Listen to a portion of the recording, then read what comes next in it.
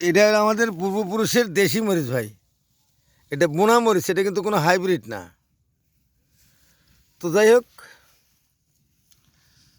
আপনারা তো আমাকে বিভিন্ন ভিডিওতে দেখছেন, কিন্তু এই মরিচটার বয়স কেবল চলতেছে ধরেন কার্তিক আগুন পৌষ 3 মাস, আরও 3 মাস ধরবে।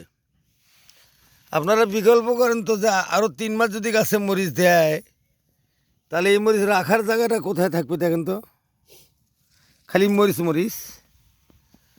এই তালটা বিয়ে এটা কত শতাংশ আপনার? এটা 60% আছে। হ্যাঁ, 60। 60%। হ্যাঁ, একই রকম দেখা যাচ্ছে তো সব অংশ এক সমান। এক সমান। তাতে আপনারা এবারকার কয় মন শুকনো মরিচের আশা করছেন এখানে? 30 মন। 30 মন। হ্যাঁ, এবারকার বাজারে গত বছর যে মরিচটা আমাদের বাংলাদেশে ফলছিল, ওই দেখেন তামসা দেখেন মরিচের ওই গাছটা যা ধরেন। এই দেখেন ভাই, ভিতরে মরিচের চোদনে তো গাছ আমার ভাঙে পড়ে গেছে। এই দেখেন, 5 বিঘা জমি আমি মরিচের জন্য আসছিলাম। 2 বিঘা জমি হাইব্রিড রাখছিলাম, 3 বিঘা জমি মরিচ বুঝছেন। আচ্ছা, ধান কাটতে হলে ধান পাইছে 50 মন 60 মন, আমি 40 মন ধান পাইছি, আমার খালি খাওয়ার খরচ হয়ে দিল। ধান দিয়ে কি করবো? 5 বিঘা জমিতে ধান কিনে আমার 10 বিঘা জমি মরিচের সাম্পার আছে।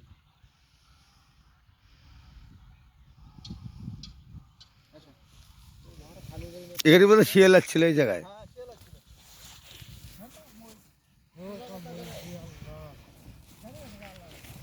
তো এখান থেকে সর্বাঙ্গ যতটুকু হেল্পার পরামর্শ বা কোন ওষুধ কোন টাইমে দিতে হবে, সেটা আমি দিয়েই চলছি।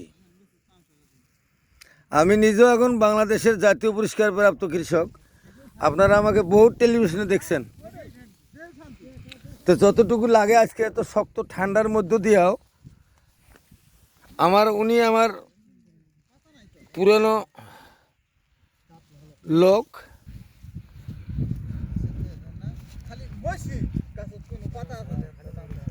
এই দেখেন ভাই, এই মরিচের মধ্যে আর এই পাতার মধ্যে আমি কিভাবে আপনাকে মরিচ দেখাবো, দেখানোর কোনো বুদ্ধি নেই। এটা আমাদের দেশি মরিচ, এটা কোনো হাইব্রিড জাত না। এই দেখেন, কিচ্ছু দেখানো যাবে না মরিচ ছাড়া।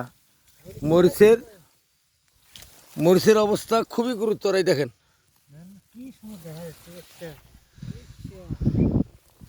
কুলসরোজ ডাঙ্গরগুছি আল্লাহ রাসুল বলে আমিও আছি। তো উনি আসলে সহজ সরল মানুষ, সহজ সরল জায়গায় উনি চলাফেরা করে। এনার বাড়ি ছিল হলো খাটিয়ামারি চর। এখানে এসে জমা জমিন কেনার পর এই এতটুকু রেজাল্টে উনি ফিরে আসছে।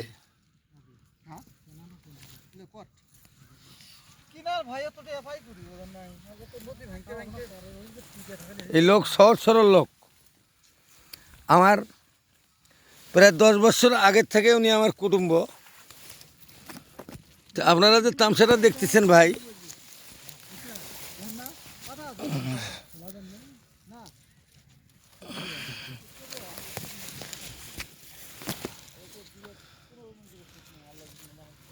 এই দেখেন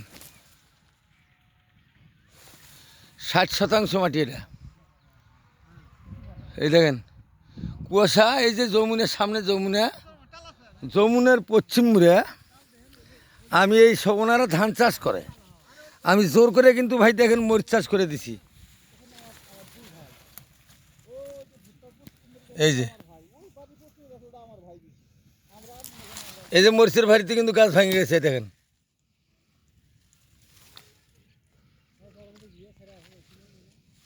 মরিচের ভারিতে গাছ ভেঙে গেছে দেখেন।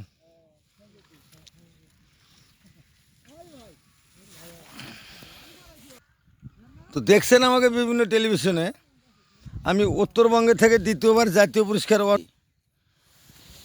4.5-5 একরের মাঠ আমার, 12 মাসে আমার তো মরিচ থাকেই। আমি নিয়ে যাই, আপনাদেরকে হাঁটে হাঁটে নিয়ে যাই। দেখেন কিচ্ছু দেখতে পারবেন না মরিচ ছাড়া।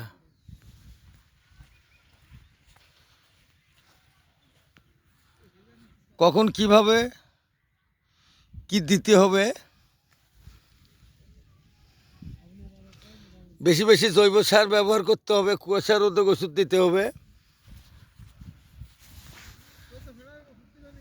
বাজার সরকার যে ডিলারটা নিয়োগ করছে, এই ডিলারগুলো কারসাজি করার কারণে সরকার কয় বলে সারের দাম স্থিতিশীল রাখা হচ্ছে, আর ডিলারের কাছে গেলে 200-300 টাকা বেশি না নিয়ে কোনো কৃষককে সার দেয় না। এই হলো আমাদের ঘটনা ভাই। তে আসলে কোন ফালে সরকার কি করে নিয়ে যাবে জানি না। সরকার যদি আমাদের কাছে, কৃষকের কাছে সরাসরি বিশেষ করে সার, পটাশ, ফসফেট সাহায্য সহযোগিতা করতে, তো পাতা নাই ভাই, দেখেন পাতা নাই।